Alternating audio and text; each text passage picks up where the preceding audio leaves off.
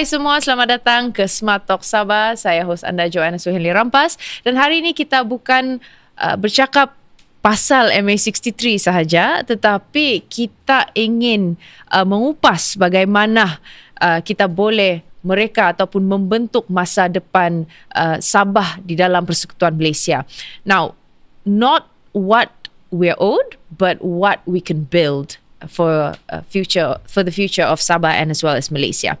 Now, saya bersama dengan seorang penyelidik di Institut Kajian Pembangunan IDS, Arif Adi Putra Anwar, yang banyak menulis tentang hal ini, dan saya juga telah difahamkan bahawa beliau juga membuat research dalam federalism. Dan kita ingin tanya kepada orang handsome boy ni, kenapa Sabah perlu move beyond tuntut hak dan kita mula buktikan bahawa kita boleh membina struktur baru untuk kebaikan kita semua, especially dalam Persekutuan Malaysia ini, right? So let's talk about identity, let's talk about federalism, let's talk about history, okay, dan strategies and what it takes for Sabah to lead the conversation on national reform. So, hi Adi. Terima kasih kerana datang ke Smart Talks. Terima kasih untuk jemputan hari ini. Saya selalu cakap lah, saya ni lagi best kalau saya jadi guest dan jadi host. Pasal host, kau tahu lah, susah sikit. Yeah. Okay, sebab I've been following a lot on Kopitiam Council as well, right? And I think banyak info-info sebenarnya yang kita boleh dapat daripada your Kopitiam Council. I think you have like 400 over videos now, right? Ya, tapi mostly itu short reels je lah. Tapi since tahun lepas, kami baru mau hit 100 episode dalam 1 tahun. So very happy for that. So jangan lupa untuk also follow Kopitiam Council here with Adi, ya. I call you Adi lah ni, ya. Panjang betul nama. Okay, right. So let's move on and let's start the conversation on identity dan juga MA63. Now, kalau kita mendengar perkataan MA63 ni, Adi, especially kita punya generation sekarang ini, they have this thing where like, oh my gosh, like can we just move on from MA63? Although that is the basis of pembentukan Malaysia. Tetapi apabila kita selalu dengar Sabah ada MA63, tapi jarang kita tanya what does it mean in practice, right? I mean, kita selalu dengar MA63 ni kan, like dia akan hanya timbul apabila dekat pilihan raya. Although we know now, right, it's di ambang pilihan raya. And every single party will start bringing this up. Kita akan tuntut hak MA63. But you see, I look at this way. MA63 ni bukan sekadar dokumen, tapi perjanjian yang mengiktiraf Sabah dan Sarawak ini as co-founders, kan? Bukan sekadar state biasa out of the 13 states, right? Banyak jaminan MA63, tetapi dia sudah kabur. That's how I see it lah. Okay, and dia banyak ikut tafsiran di peringkat pusat. So what do you think about this? No, so, I don't think kalau ni Sabah Sarawak mengiktiraf untuk jadi co-founder, tetapi MA63 dia ni perjanjian untuk membinakan Malaysia.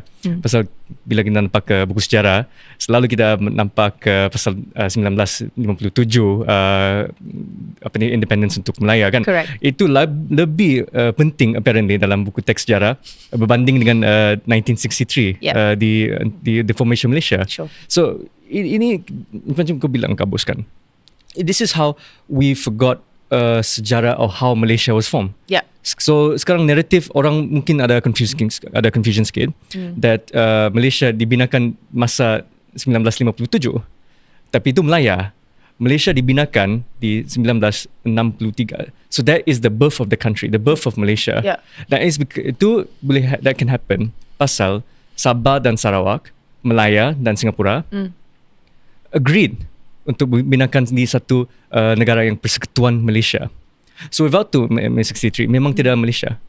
Tapi bila kau bilang sebut pasal macam mana dia letak dalam praktis, MA63 ni sebagai perjanjian dimasukkan dalam perlembagaan persekutuan. So itu dia nampak so what they did dulu kalau tengok sejarah, the federal government of Melaya, dia amend atau ubahkan persekutuan perlembagaan Melaya untuk masukkan Sabah, Sarawak dan Singapura. dan provision yang macam hak-hak yang guaranteed untuk Sabah Sarawak Singapura dimasukkan dalam ni satu the ninth schedule dalam perlembagaan persekutuan. Itu mana hak-hak Sabah dan Sarawak is enshrined, is protected. That is where we dapat the idea that Sabah Sarawak ni bukan sama macam negeri Melaka, negeri Perak, negeri Terengganu dan lain-lain. So dari sana is where it decides the language kan, bahasa dia, the language of it all, is the narrative there is that Sabah, Sarawak, Singapura sebelum Singapura kena buang lah. Ini like we said partner dengan Malaya. That means equal standing, sama saja dengan Malaya itself. So that is the importance kalau nampak ni MA60. Dan ni satu debate yang selalu saya nampak. Adakah MA63 ni bukan perjanjian between Sabah, Sarawak, Malaya dan Singapura, tetapi is it an international treaty juga? Oh yes. Pasal ini bukan di MTT 4 saja, tapi dia ada libat di United Kingdom of Great Britain and Ireland. Yeah. So that means it's an international treaty. Yep. So bila ini international treaty, that means bila you enforce it kan, you enforce it under ni satu prinsip yang panggil customary international law. Yeah. Customary international law means that there is no exact arbitrary rules, tapi we agree on good faith. We agree based on negotiation, we agree based on language. So rundingan-rundingan yang the founding fathers itu lagi pun juga penting. Apa yang tak ditulis tetapi apa yang implied from the founding fathers. So Tun Mustafa, Tun Fuad Stevens, Tun Abdul Rahman, Lee Kuan Yew, apa dia orang sebutkan dan tulis mungkin dalam surat-surat official yang rasmi to each other, itu pun has its own political weight bila kita nampak MA60. Bukan saja apa yang ditulis dalam perlembagaan, but pasal customary international law, we should also pay equal weight to what the sentiment diorang masa tu. Yes. So that's basically what was the dia punya intipati sebenarnya, apa dia punya intention. Yeah. Right. Now Adi, I want to ask you, right? Now, patutkah kita bergantung kepada naratif tuntutan? As we come back to what I mentioned earlier when we started. Everybody is talking and making noise about kita tuntut hak kita and what not. I mean, every time Parliament kita tengok MP kita is always talking about this. Every single party that has been formed in Sabah, which I don't know how many, what 26, 36, everything. The first thing is kita tuntut hak kita di MA63. But don't you think that it's time for us to move beyond that? It's time to move into execution and policy design. Yeah. Memang saya setuju pasal aku bilang intipati dan intention kan. Correct. Intention dia bukan untuk kasih set in stone semua ni provision dalam perlembagaan, tetapi untuk maintain the essence, which is kita panggil federalism. Bila the founding fathers membinakan Persekutuan Malaysia, itu yang penting, persekutuan, federation ni maksudnya ada satu kerajaan central government, tetapi kau ada kerajaan tempatan juga, kerajaan negeri. You have devolved regional governments yang akan administer, yang jagakan negeri itu based dengan authority, ada authority for that state government particularly. Bukan semua di dasar-dasar semua mesti dari kerajaan persekutuan. Tetapi kita ada kerajaan yang second level dan third level juga yang akan make those decisions. Itu yang maksudnya federalism. So that means Sabah dan Sarawak, pasal eco-partners, we should be having our own rights, particular rights, which is in the constitution. Tetapi in essence juga, by the nature of the federalism, we are different. And because we are different, we need to have particular set of laws and policies yang ngam dengan konteks Sabah dan Sarawak. Dasar-dasar yang gazetted di national level atau macam di, for example, Melaka, mungkin tiada ngam untuk konteks Sabah dan Sarawak. Tapi Sabah Sarawak, pasal ada kerajaan negeri, ada kerajaan tempatan, local knowledge for local problems kan.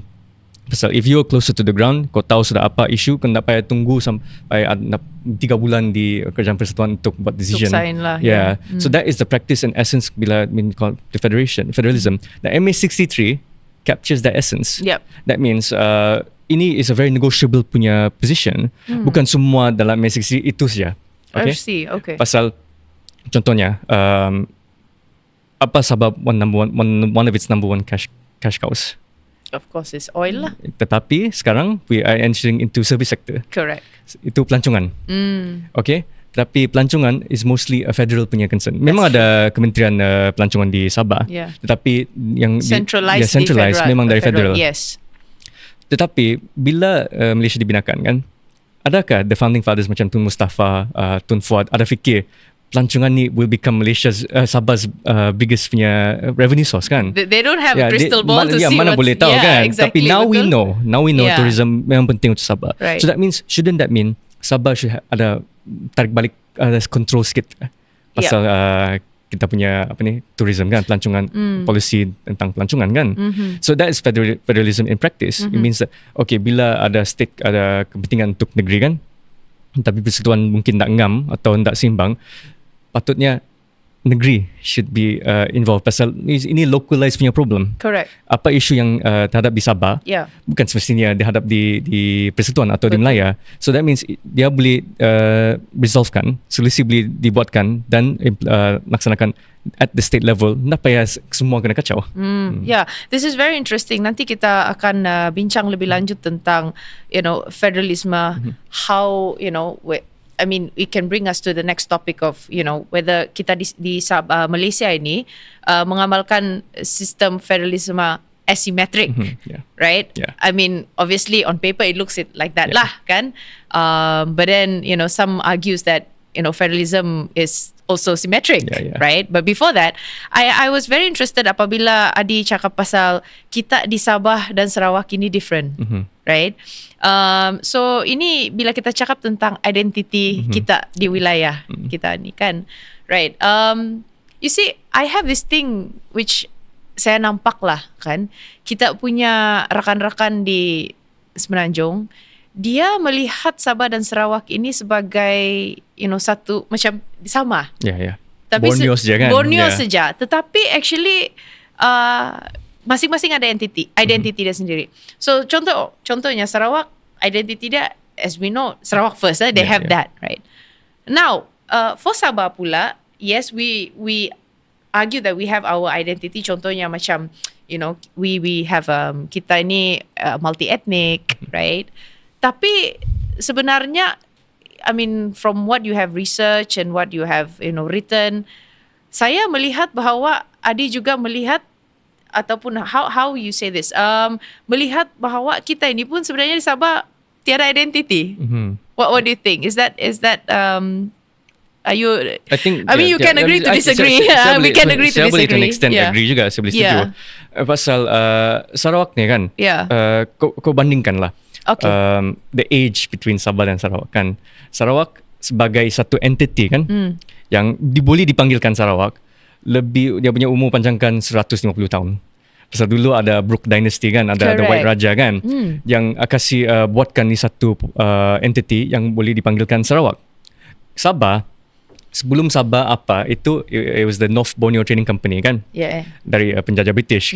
So dia kan set up di sini di Sabah untuk macam the East India Trading Company untuk ambilkan sumber-sumber dari Sabah untuk hantar kepada mana-mana di dalam Empire British lah. So memang set up untuk nak ambilkan sumber asli Sabah saja. So memang tiada sistem untuk of governance yang nak pernah kena set up. Memang ada macam district officer di sini tempat ada governor juga, tetapi it's mostly industries affair, business je. Lepas tu ada Sabah akan diambilkan sebagai crown colony, an official colony under the British Empire. Then lepas tu it was still North Borneo, namanya masih North Borneo Utara. Bila British akan mengeluarkan dari Sabah, baru saja kita ada ni satu entity yang dipanggilkan Sabah. Sabah, yes. So ini saya punya andaian ni. Bila penjajah British masuk di area sini kan, region sini, dia nampak okay ni satu landmass kita kami boleh ambil sumber dari kan. Then lama-lama dia masuk dia punya zone of control. Okay, then formalize dia punya apa tu? Dia punya sempadan. Pasal dulu mana ada sempadan kan? Betul. Orang macam di Filipina Selatan kan, selalu turun naik dari laut kan, dari Filipina Selatan kepada sini kan. So memang tiada ni satu thing yang satu entity yang boleh panggil Sabah until 1963 bila British keluar. Alright. Sebelum tu Borneo Utara saja. Sekarang Sabah. Tetapi Sarawak itu 150 tahun lebih. Yeah, because they started off at the very foundation dorang kira footing dah kuat. Yeah. Kan? Yeah. We started off as a company, Yeah. as a business kan, right? So maybe that's why I think people always say, kenapa kita ini tidak boleh macam Sarawak? Yeah. Sabah masih muda. Sabah masih muda. Itu jawapan kesimpulan lah. It's just that we are very young state, we are very young entity lah. Mana ada mungkin 100 tahun dulu kan, kau asam beri kan, kau orang apa kan? Kau orang Sabah kan? Tak, bukan, saya orang kampung ni, atau orang area sini kan, kawasan sini kan. Bukan exactly dia punya itu konsep Sabah belum terbina lah. Belum terbina kan. So before we take a short break, how would you describe sebagai seorang penyelidik dan juga you're also a thinker, how would you describe Sabah's identity? Okay, saya bagi, I'll try to give the simple answer. Sabahan identity is an identity of becoming. Ya, kita tiada identity yet, tapi identity itu ironically dia punya proses. Itu identity kita sekarang di Sabah. We are in the process of becoming an identity itu identity Sabah sekarang. Okay. That's kalau that makes sense lah. Yeah. Okay. So kita berehat seketika. Kita beralih ke segmen seterusnya, iaitu kita bercerita tentang the type of federalism yang ada di Sabah ataupun di Malaysia sekarang ini. So on paper, of course, it seems like it's federalism, asymmetric federalism di Sabah. However, yang seperti yang saya katakan earlier, lebih awal tadi, di mana federalism di Malaysia ini dilihat sebagai simetri lah pula, right? Like everything is just focused in the federal government. Dan dalam teori memang Malaysia ini sepatutnya persekutuan asimetri atau tak simetri. Sebab Sabah dan Sarawak ini kita ada kuasa kita dan kita ada yang kuasa khas lah. Tapi dalam practice, in practice, kita nampak semua ini dia makin seragam. Kan? So bila semua dasar dan bajet diselaraskan ikut model Semenanjung, it seems that Sabah ini hilang ruang untuk menentukan keutamaan dia sendiri, right? So I know you are a Foucauldian because I've been reading some of your journals, and it says that power isn't always invisible, right? Ia datang dalam bentuk sistem yang membuatkan sesuatu itu very normal, kan? And as I like when you mentioned tadi that syllabus yang dalam kita punya pelajaran ini sekarang, it's all berpaksikan kepada Merdeka 1957, which yes, correct, but it is Persekutuan Tanah Melayu. It's not the formation of Malaysia. So and then kita melihat budget pun ikut populasi, agensi pusat pun keputusan unilateral, for example. So I like to read this book, Why Nations Fail, right, by Robinson and Asimoglu. And they always mention about extractive institutions, right? And I feel that system yang ada di sini, di Malaysia ini, towards Sabah is, or maybe Sarawak, sistem yang ambil kuasa hasil dan keupayaan dari wilayah, but we don't get nothing back, And actually, kalau kita melihat asymmetric federalism ini, banyak model ini sudah apply dengan, well, not to say that dia memang berjaya, of course they have dia punya kelemahan dia sendiri, tetapi at least we can see that it's working. So for example Canada, right? Canada ada satu kuasa ke atas I think dia punya bahasa, immigration, and as well as budaya. And in fact I think it's also pendidikan, right? Because they have this identity called Francophone, right? Right. And in Spain, Catalonia and Basque, dia ada lebih kuasa fiskal and politik. And in fact, I was in Spain last year, so I did a bit of roaming around in Barcelona, right? And I got to know that dorang pun kutip cukai dorang sendiri kan di sana. So cukai di Barcelona itu tidak sama dengan di Madrid. Right? Siapa yang minat football memang tahu semua ni lah. Tahu, right? So Malaysia ada model federal, tetapi kita should, bila kita tengok ini, how do you see this working? Is it like how do you see the federalism in Malaysia in itself? Yeah. Ya, saya setuju pasal kuasa terlampau centralized dengan kerajaan persekutuan. Yeah. Saya rasa kan bukan pasal design intention, tetapi selama-lamanya memang normalize jadi macam itu saja. Because over time, I'm not talking about Sarawak, tapi Sabah. Yeah. Kita boleh nampak political leaders kan, they became less and less assertive. Dia orang kurang bersuara over the years kan. Bukan, if you bandingkan zaman Tun Fuad, Tun Mustafa dengan maybe Tan Sri Haris atau maybe even during the 90s yang semua CM tukar tiap 2 tahun kan, cara dia orang bersuara atau buat perjuangan untuk Sabahan identity atau Sabahan kepentingan Sabah akan kurangkan over time. That is why bandingan Sarawak selalu dia orang bising pasal ni. Correct. Yeah, so because of that, mungkin federal fikir senang lah boleh ambil semua ni kan, pasal dia orang dia orang buat bising tapi nak buat bising as much as Sarawak. So lama-lamanya is normalize itu attitude that Sabah ni okay, dia orang okay kan, saya ambil ni dia orang okay juga, dia orang tidak ada issue juga tu. So it becomes that the federal government rasa that okay, kamilah tanggung lah semua ni. Okay. Jangan kasih orang Sabah, dia orang macam tak mau, okay, kami tanggung semua. Itu pasal dengan nampak GLC, banyak GLC dibina oleh kerajaan persekutuan. Persekutuan, yes. Many industries, dan Sabah juga ada ni satu trend, is that bila mau membinakan ekonomi di Malaysia, the first thing, buatkan GLC, pasal tiada private industri yang boleh buat time dulu. So buat GLC, kasih naikkan dulu itu industri, lepas tu okay, kasih privatize slowly. So ini memang mentality dari dulu, that is the federal government fikir it knows best. The central government seems to know what's best for the country when it comes to moving forward.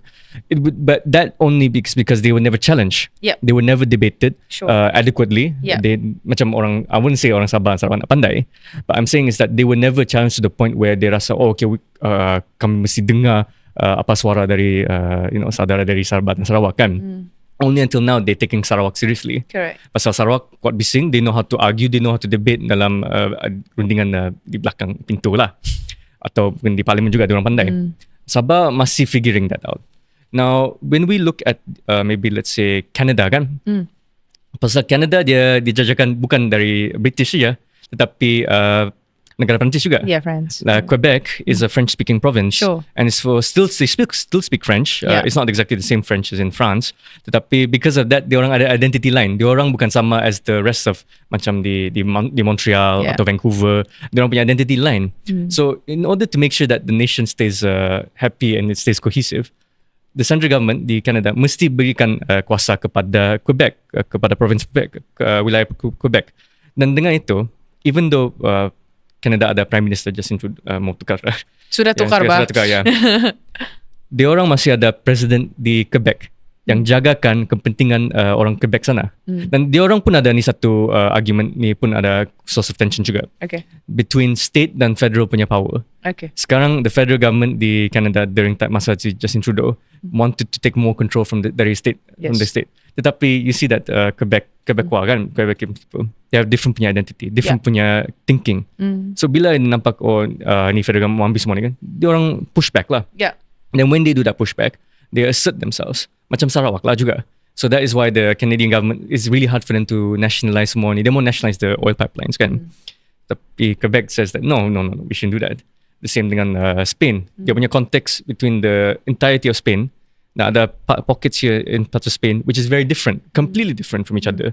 Even when you look at maybe France, kan, the north of France is very different from the south of France, like Aquitaine, semua kan. And historically, they've always been very different from each other. They're very distinct. Yes. So you have to be able to articulate these differences in order to fight for that asymmetric federalism.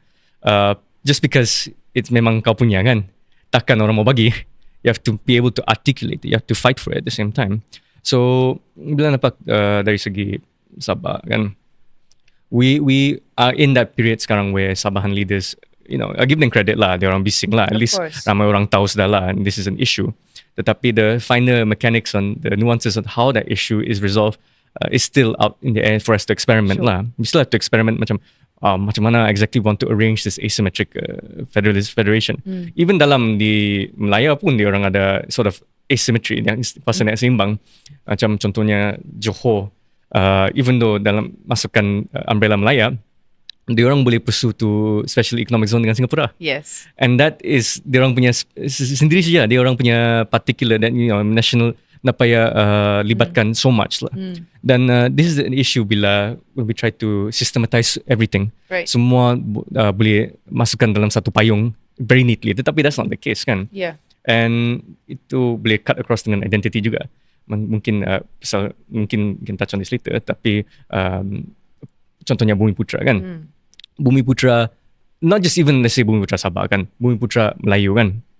What does that even mean, Bumiputra Melayu kan? Because Melayu as a race, sebagai ethnic kan, I mean as a race, there's so many sub-ethnic groups as well. Sure. That is very different from each other. Orang di Melayu Utara, dia punya budaya bukan semestinya exactly the same as Melayu Selatan kan. Yes. Or even when you tengok di Indonesia kan, ada sub-ethnic Melayu kan, which is very different, which is different from Malaya Peninsula kan. Tapi kena panggil Malaya juga.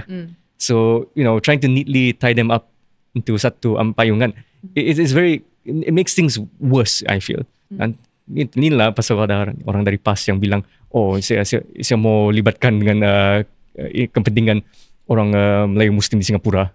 Tapi dia orang nationality Singaporean. Yeah. Apa kau punya, what's your concern? Yeah. Yeah, dia orang punya Malay, even though Malay kan, tapi Malay apa?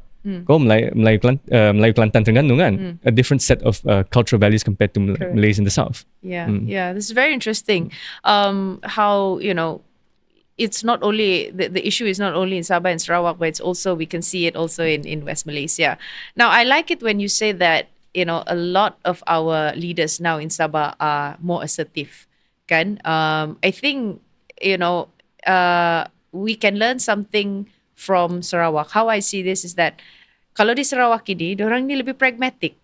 Kalau untuk, to negotiate, diorang punya kuasa ataupun hak diorang bersama with federal. Now, Sabah only started quite recently. However, I think we should also give credits to the current government, the federal government. Because kalau sebelum ini, the moment kita cakap pasal tuntut hak ataupun kita mau hak kita balik, terus kau masuk ISA Wadi. Yeah. Dulu kan. Yeah.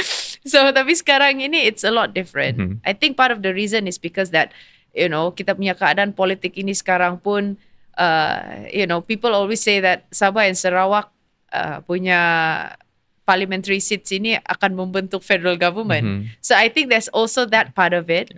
And I feel that juga kita di Sabah ini, our younger generations are also more informed about this. I mean, they are, kita ni dalam dunia yang orang bilang we are in globalized era where everything is semua di hujung jari. Now, what I hope is that kita punya leaders, especially our state leaders, they're doing as much as they can now. In fact, kalau kita lihat tuntutan-tuntutan yang sudah dibuat daripada dahulu sampai sekarang, we can see there are more tuntutan yang telah kita dapat. Well, as opposed to Sarawak, they have more. Yeah. But I think this is something that is very positive, to be fair. And we are moving towards that, what we call asymmetrical federalism there. And that's what we want, And maybe, Adi, how would you see this? Is it, I also had this thought. If you're talking about giving more kuasa untuk Sabah dan Sarawak. Okay, kita jangan cakap pasal Sarawak lah. Kita cakap pasal Sabah. Now, I always thought about having this idea of local elections. The evolution of power. Because I feel that, this is the only way for also, for us to also dapat kita punya, ada sedikit kuasa lah orang bilang. Kalau kita selalu menunggu kan, federal punya arahan, bertahun-tahun pun boleh sampai tidak sampai bah orang bilang. But then what are your thoughts about devolution of power, i.e. having a local election? Do you think this is giving more authority to Sabah and also to ensure that pembangunan kita pun juga mengikut arus perdana? Ini saya setuju pasal dulu kita ada local election pilihan tempatan kan. It's because in essence kan, we shouldn't trust big governments lah. We shouldn't bagikan banyak currency kepada kerajaan besar. So bila kita argue dengan kerajaan persekutuan kan untuk bagikan kuasa kepada kerajaan kerajaan negeri pun tak boleh terlampau centralize dalam negeri itself. Because mari kita konteks dalam Sabah kan. Sabah ni tanah dia besar, memang luas kan, dan population density dia is very low kan. Correct. Kurang kan. So that means ada banyak orang spread out across Sabah. So, dan kadang-kadang kerajaan tak boleh sampaikan perkhidmatan kepada orang macam di tempat yang ulu-ulu punya tempat kan. Tetapi dia ada mungkin dia punya middle ground itu kerajaan tempatan, a local government, datang pejabat daerah, because they are the service provider yang perkhidmatan kan. Tetapi kalau dia orang kena tunggu decision dari di Kota Kinabalu sini kan, susah juga. Orang di Sandakan juga, orang di Semporna, orang di Sandakan di pantai barat dan pantai timur kan. Itu communication is communication factor. Memang susah untuk coordinate dari satu tempat saja. So bila kita devolve power dari persekutuan kepada Sabah, we should put that in practice juga. We should not be hypocritical about it. We should put it in practice dalam kita punya negeri juga. Because if macam it takes berapa lama untuk pergi Telupit dari sini kan? Berapa jam kan? In that time kan, if you bagi kuasa kepada pejabat daerah Telupit kan, atau wakil rakyat dari Telupit kan, untuk make a decision without worrying dengan JKR atau apa-apa kan, but tapi just report saja, boleh sedia banyak boleh disediakan. Jangan tunggu sampai decision di kerajaan negeri. Pasal kerajaan negeri pun dia ada banyak concern, they have their own issue juga, dan dia pun ada bureaucracy. So if we cut off the red tape more and more, that makes the community more sustainable kan? Because this is central government, right? It works bila the country is small, macam Singapore, or when the people is more compact. Tapi in an area that's hard to administer, that's large, you have to rely upon agents or your people on the periphery to handle it. If we look dari segi sejarah kan, all the great empires of the world kan, they had central command, right? But they had a very sophisticated structure where they give autonomy towards their regional governors. Where they are able to have decisions. In a way, they become like governors and warlords in their own right, kan? But they're still subservient to a central authority. But it means that they can provide services much quicker than waiting for a decision that has to make 1,000 decisions every day.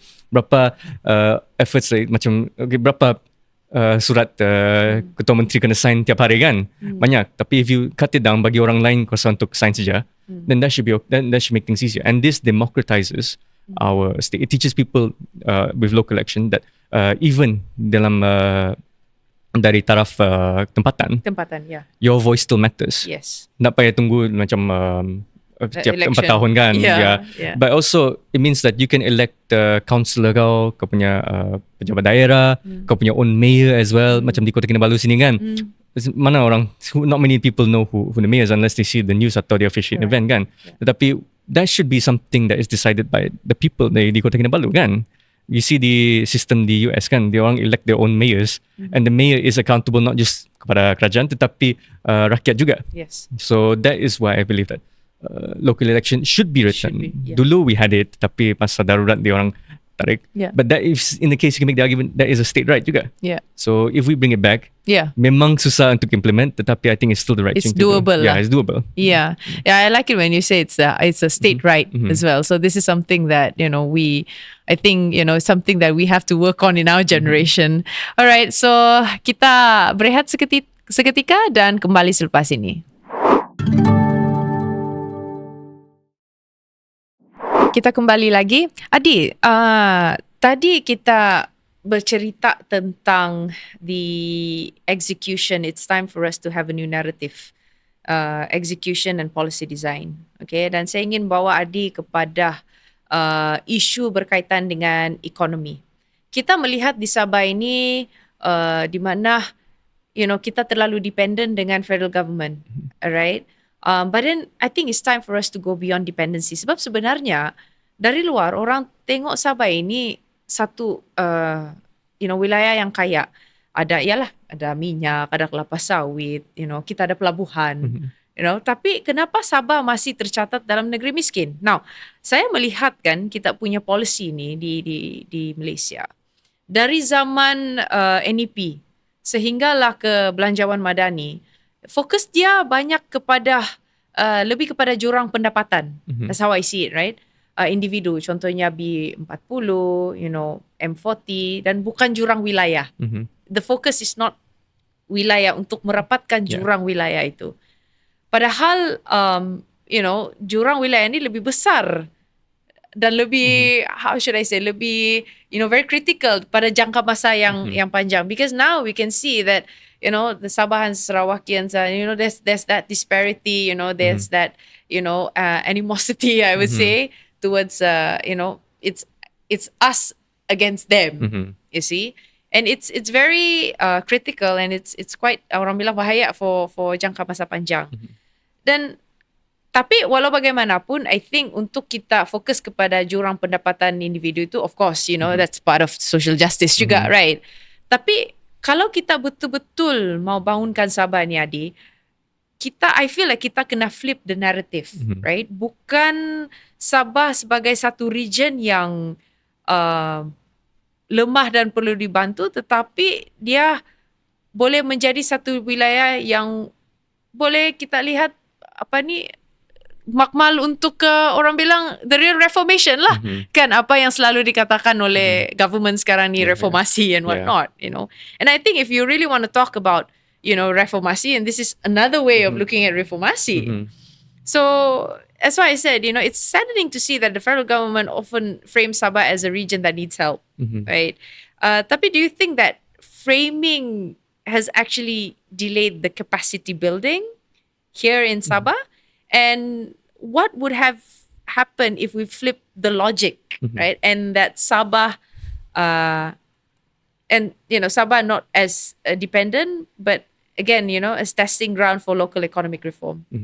Yeah, I think this is a big question, to be honest. Okay? Yes. When you say flipping the narrative, I think you're going to be flipping the entire table lah. Because when we look melihat Sabah untuk berjayakan kan, correct, to majukan Sabah kan, by what standard are we expecting Sabah to be maju kan? Does it mean the lifting out of poverty, naikkan dari B40 kepada M40 kan, or is it more to do with berapa keuntungan boleh generate dari GDP kan, atau GDP per capita kan? So there's many standards and ways to measure what you mean by success kan. So for example kan, let's say saya punya gaji naikkan extra 1,000 kan, I think that itu maju sudah lah. So it's up to standards and expectations as well, because Malaysia, the national narrative is that Malaysia mesti keep up dengan the global community kan, the global system, the global capitalist system, which is obviously permeated by the West. That they want, that if you want to succeed, you need to participate dalam system ni. You have to run into this rat race where GDP is important, connectivity is important, being part of the system is important, right? But what about the yang kena tarik, yang just being dragged along for the ride kan? Like, for example, Sabah, because we're doing this, a lot of the extraction resource dari Sabah toward is for national purposes, is so that the national level can compete at the international level again. So we are just shoring up their ability to project themselves internationally kan, on the regional sphere. Tapi does Sabah really need to project itself regionally kan? Because first and foremost, we haven't looked inward kepada macam grassroots economy, local economy, or even local initiatives, or even local local levels of development kan. For example, let's say, what do you mean by when you want this kawasan to be maju kan? Does it mean employment? Does it mean GDP per capita? So you need to set out these objectives very importantly, because if we just ikut whatever trend is being set globally, right, we're going to be strung along for the ride for the rest of our lives, kan? Now you have all, like you mentioned, social justice, kan? How do you keep up with dengan social justice trends nowadays, kan? Pasal every 5 years there seems to be a new social justice cause, kan? Or like a global standard we have to follow. Like dulu we had the Millennium Development Goals, Sustainable Development Goals. Then you have now ESGs and DEIs and all that. And then macam kita ni baru mau start dengan SDG juga, kan? How do we even keep up dengan all this, kan? It's very hard to say, because we should start looking towards what we need to sort out by ourselves, kan? An issue that is just Sabahan, that can be tackled at the Sabahan levels. Because, for example, kau bangunkan, let's say, one area, kan? Maybe for some people that is a new road, right? Jalan Raya, kan? That could be something that is completely game-changing for them, right? That could be what is the game changer for them. But maybe for someone at the higher level thinking that, that's just a road, kan? What does that do for you, kan? But the thing is, it facilitates movement of people easily, kan? Yes, correct. So that moves trade as well, that moves opportunities, and that moves capital as well. So maybe you could consider that a success as well. So it depends. Do you want success to be to consider success on a granular scale, or do you need success to be measured in a grander scale, right? So this all comes with expectations here. And I think when it comes to practice and policy making, is that it's how we reorganize our thinking here. Do we think Sabah sebagai one entity to develop? Because that's that's almost impossible. Sabah ni luas, besar, like I mentioned before. It's too big to develop, I say holistically lah. You might have to start thinking of developing them on a case-by-case basis. Mungkin Sempurna, completely different priority of development. Correct, compared to Kota Kinabalu or Penampang or interiors. Interior as well. Like Teluk can be completely different from Pencangan, kan? Because, for example, Pencangan is, the size of Pencangan is big, bigger than Malacca State. So you need to think of how you're actually going to have a new system of organizing and administration. That is the important part when it comes to changing the narrative. NEP comes from, the Malaya punya policy, Bahasa Melayu, for Bumiputras, kan? Tetapi that's the issue again. Bumiputra apa? Because Bumiputra Sabah, it seems that we're very different, very, very different from Bumiputra Melayu di Semenanjung, kan? When the NEP was crafted essentially untuk Bumiputra Melayu to keep up with the other ethnic groups like the Chinese and Indians, kan? Tapi there was never really provision of seeing how that works in the native context in Sabah, kan? Or Sarawak. So it was never tailor-fit for that. So, and I think what needs to stop is that the central planning ideas, NEP, maybe they can do like a new EP, new economic... New NEP. And NEP, whatever, right? They can do whatever they want. Tetapi if Sabah and Sarawak does not be part of the conversation to say, no, this is not going to work for us. We need a different set of Bumiputra policies here to uplift our Bumiputra here. A different, because our Bumiputra community is different from the Bumiputra community in Malaya, right? They like to focus on commercial, right? Commercial players, industry players, kan? Tetapi when we say Bumiputra di Sabah, kan, we're talking about like service sectors. We're talking about like primary sectors like pertanian. Like the very basic punya, kan? That's very different from what the business people yang Mahathir tried to set up to have. They want some middle class in a strong middle class. Tapi we can't even think of a middle class yet because we haven't thought what do we mean by middle class? Yes. I think this is something that goes back into one issue here, and it all drives us back to one thing. I think for this to really materialize, Adi, it has to have political will as well. And I now I can see that yes, we still need to depend our economy towards to federal. Tetapi dalam masa yang sama, we need to do our work as well. We in Sabah, we cannot just blame the finger and say, oh no, you all are not helping us, blah blah blah, and this and that. Tapi dalam masa yang sama, what's my concern is, Adi, right? You see, every year we see that saat peruntukan dibagi daripada federal diturunkan ke Sabah. Tetapi cuma hanya sebahagian peratus saja yang digunakan pakai kan peruntukan itu dan dikembalikan kepada federal government. So I think another issue is that before we even talk about trying to being so angry about kita tidak dapat cukup and whatnot. Tapi I feel that sistem kita di sini pun untuk mengagihkan peruntukan dan bagaimanakah kita orang bilang perolehan gitu kan untuk menggunakan peruntukan yang diberikan oleh federal government itu pun perlu kita atasi juga kan.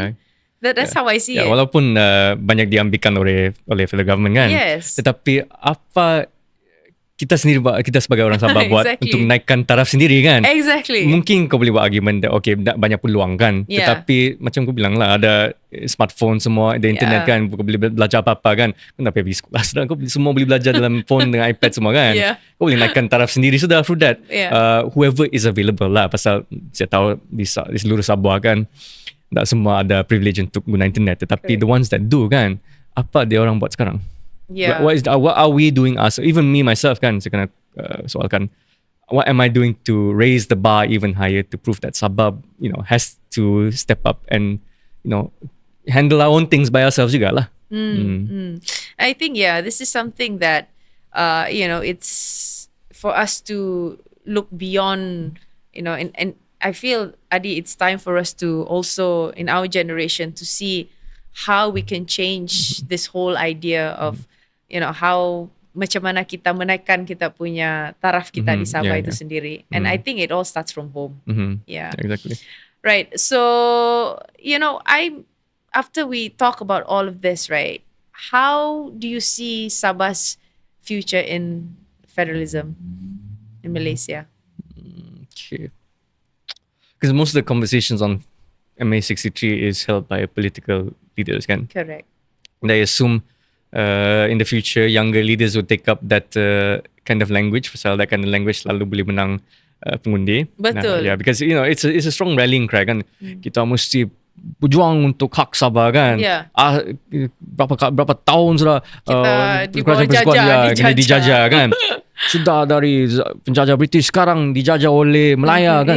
It's very powerful punya language. I think sekarang I just recently nampak satu poster AI lah guna. Ni satu communist style punya poster kan, ni orang macam ni kan, dia put the Republic of North Borneo Sabah kan. Oh, okay. Like, that's a very charged statement kan. Dan saya rasa even though AI and I think the idea is stupid, to be honest, so I know ramai orang would rally behind that kind of idea. And I think in the future is that if the federal government is not willing to rundingkan kan dengan Sabah, not just the leaders tapi rakyat Sabah juga kan, you would see more of these extreme voices coming out of the woodwork to say that we need take drastic measures, we need to upset the status quo, be more disruptive kan. And that's a potential danger juga. Asal kau nampak macam orang yang Sabah Sarawak Malaysia kan punya group kan, quite extreme. They're quite extreme people kan. They do not take into account that if that's the case kan, we'll be vulnerable, we'll be open for interference kan, anywhere and everyone anywhere kan. Part of it is we still have to work with the federal government. Tapi the federal government has to be seen. They have to understand. Sabah Sarawak has to be able to have some measure, like arm's length apart lah. You loosen the leash a bit, say that okay, Sabah Sarawak can do a bit more than other states lah. So the future is, I feel, with the current political climate now, where that the federal government can easily be changed, they would negotiate more wisely with Sabah and Sarawak. They've done that with Sarawak juga. Pasal dulu Sarawak gabung dengan Perikatan Nasional kan. Dan diorang tukar when it suits them. Being pragmatic lah. Yes. And to be fair for them, they're being very pragmatic because they tahu that if they can provide the numbers bagi kerusi, dia boleh lagi senang untuk rundingkan dengan Kerajaan Persekutuan. Sabah, I think I hope the leaders will rise up to it. Tahu that we have the numbers, we can try fight for it lah. So that is what I can see in the future. But at the same time, even if it doesn't happen, right, I feel like eventually it will happen. So, and even though we're being held by a lot of things by the federal government, the Sabahan resilience is still there. Yes. The need for orang Sabah untuk perjuangkan, untuk bersuara kan, selalu ada di sana kan. Whether it's very quiet, whether it's very loud, it's always there. And as long as that's there, there'll always be that conversation where Sabah will have to assert itself lah. Saya tak tahu kalau dalam 50 tahun, 100 tahun, 200 tahun, 300 tahun kan, I feel like eventually kan Sabah will assert itself. Yeah.